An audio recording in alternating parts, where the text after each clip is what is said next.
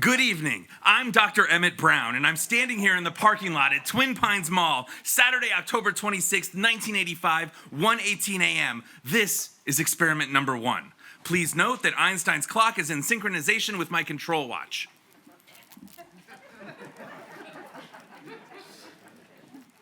Okay.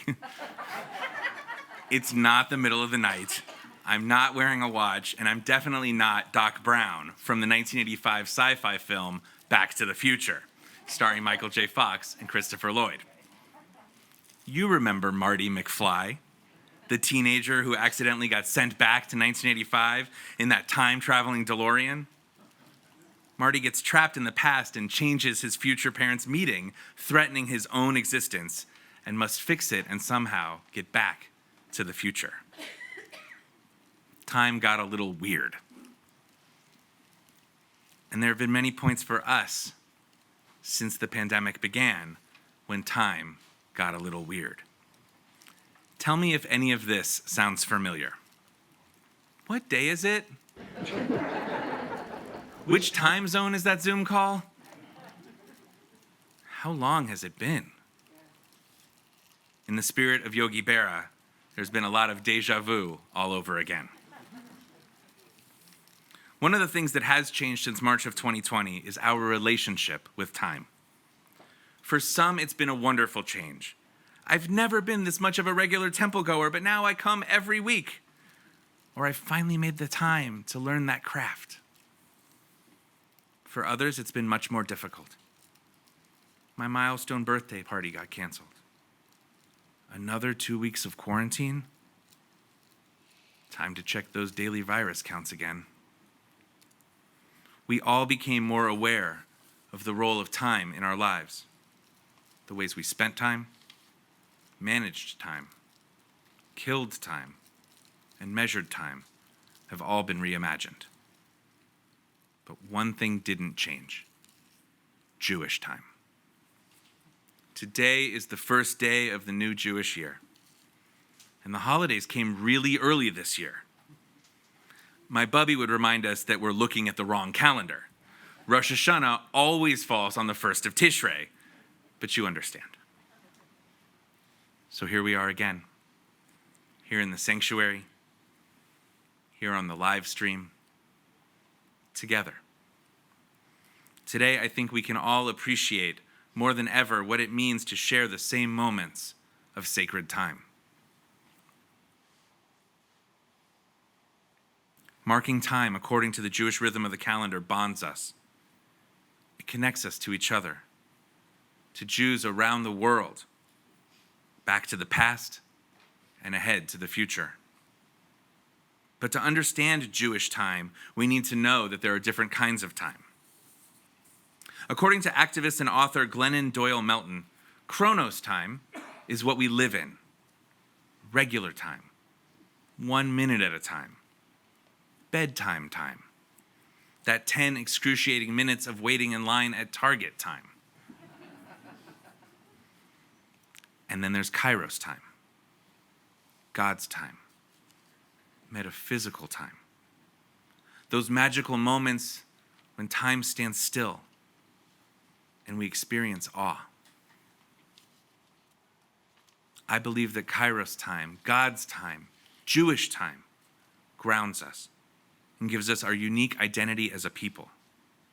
Allow me to demonstrate.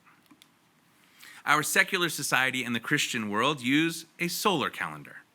Every 365 days, the earth goes around the sun, and the solar year has defined seasons. The Muslim world uses a lunar calendar. The lunar calendar has no relationship to the seasons. The Muslim holiday of Ramadan comes 11 days earlier each year. It's sometimes celebrated in the winter, sometimes in spring, sometimes in fall, and sometimes in summer. My bubby would be beside herself. But the Jewish calendar uniquely uses both. We count time both by the monthly lunar cycle and the seasonal cycle of the sun. A luni-solar calendar, a combination of the two. The luni-solar calendar means that we celebrate our holidays on our sacred days and in their sacred seasons. This unique way of marking time is what connects our modern holiday practices to the experiences of ancient days. For Jews, each season is a physical manifestation of a spiritual reality. For example, Passover comes in the spring, when plants emerge from a dormant winter and they experience freedom. At the same season, we imagine ourselves coming out of slavery into our own freedom. Our holidays, our calendar, our national religious identity are all on the same page at the same season at the same time. It's altogether unique. Not only is it unique, but it's holy. Rabbi Abraham Joshua Heschel reminds us that the first holy thing to exist in the history of the world was not a mountain, not an altar. Rather, it's found in the story of creation in our Torah. Vayavarech Elohim et Yom HaShvi'i vayikadesh oto. God blessed the seventh day and made it holy. The sanctification of time itself came first. Then in the story came human beings, and the sanctification of space came later. Time was hallowed by God, and it's up to us to mark it. When we mark Jewish time, it automatically links us to our history and to the rhythms of our people. And we collectively end up back in the present. No matter what's happening in the world, where we are, or what is screaming out for our attention, right now, we are here. And we are participating in Jewish time. Today, as we begin this Jewish New Year, I'm reminded how important that is. Marking Jewish time is so important that it's actually the first ever commandment given to the Jewish people. Picture this. The Israelites are in the desert of ancient Egypt, just weeks after being freed from slavery to Pharaoh. And I read from Exodus 12. God said, "This month you shall mark the beginning of the months. It shall be for you the first of the months of the year." This is a huge moment in our Torah and in the history of the Jewish people. It is the first mitzvah given to us as a nation to mark our own calendar, to separate Jewish time out from the rest. Organizing our own calendar is a true sign of freedom, totally in contrast to the years of enslavement when we had no control over how we spent time. In slavery, all the days ran together. Time was not holy. Now, we mark time. Now, we make time holy. So let us do as we're commanded. Let us mark today, the first day of the Jewish year of 5782. And you know what that means. It means that for the next month or so, many of us, when writing checks or paying bills, are still going to write 5781.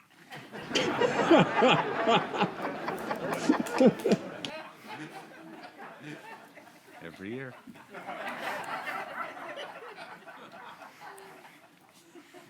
In all seriousness, the start of a Jewish New Year is a time for reflection and remembering.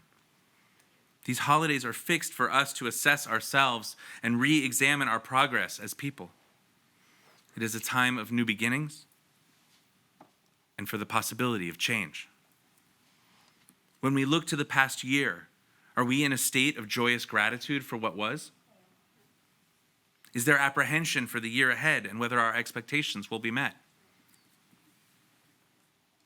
Our answers will vary from moment to moment,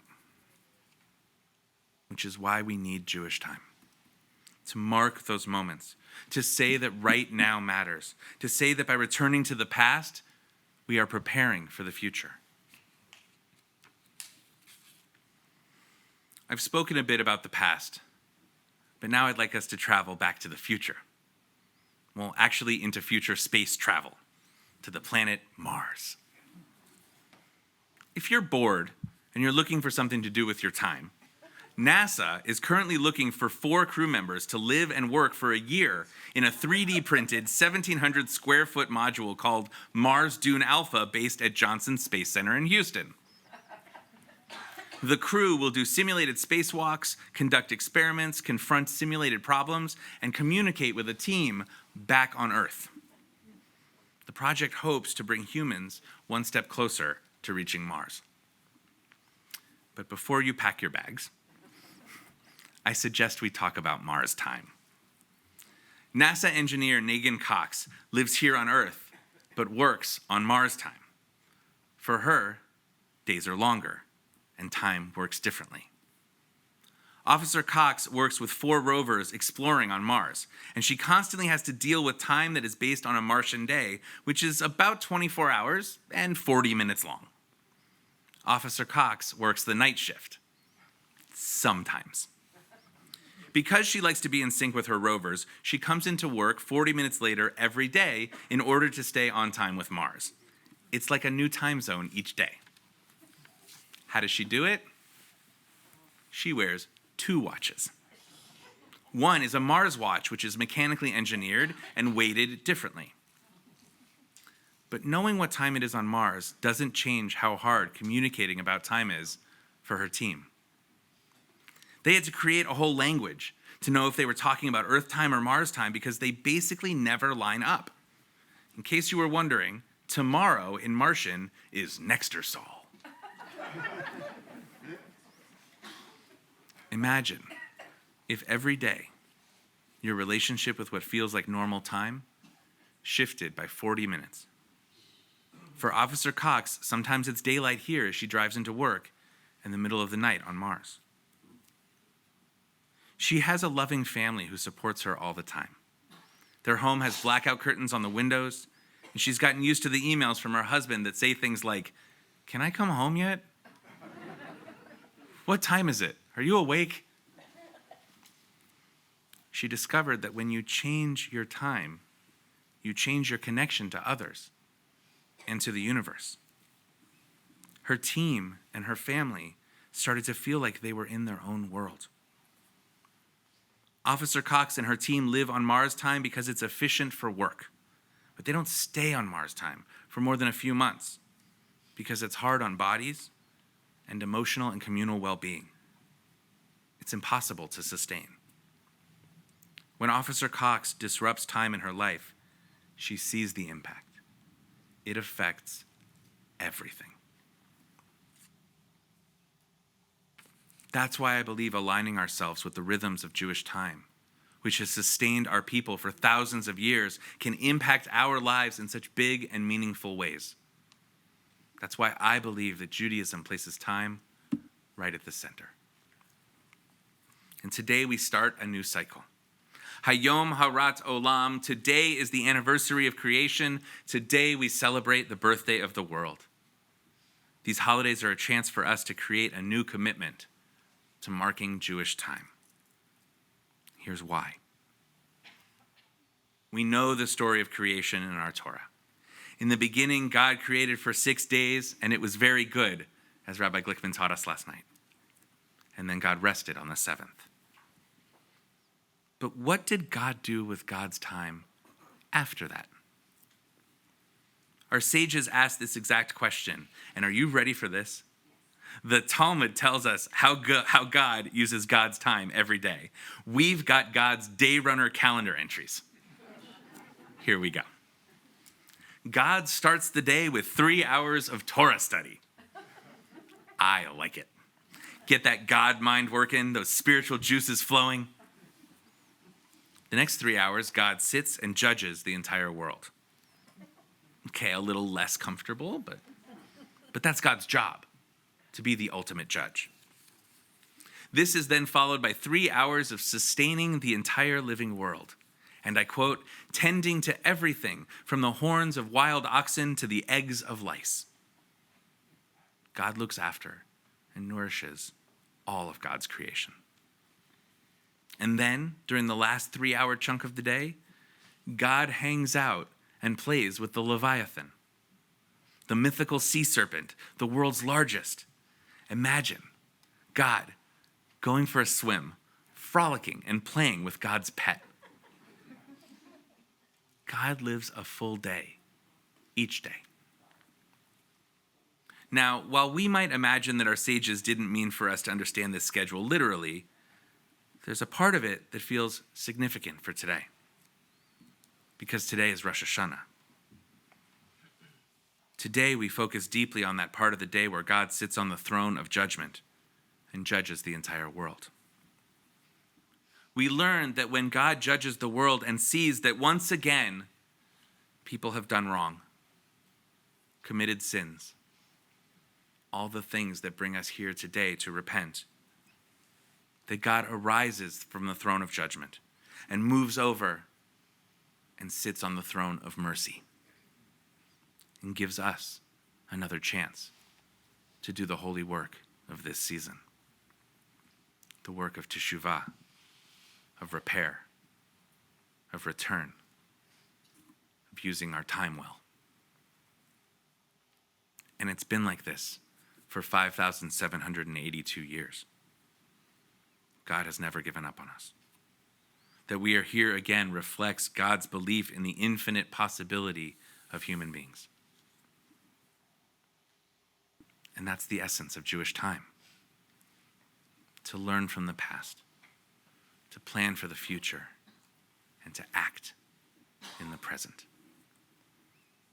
We have the chance to recreate our lives again this year through Jewish time, to mark it time and again. We can do that through holiday observance, through Shabbat practice, through daily mitzvot. Doing that will make our time more grounded, more meaningful, more beautiful, and more holy. Let's not waste time. Let's be like God and live full days, each day. Blessed are you, Adonai, our God, who has kept us, sustained us, believed in us, and enabled us to mark this time in this season. Amen.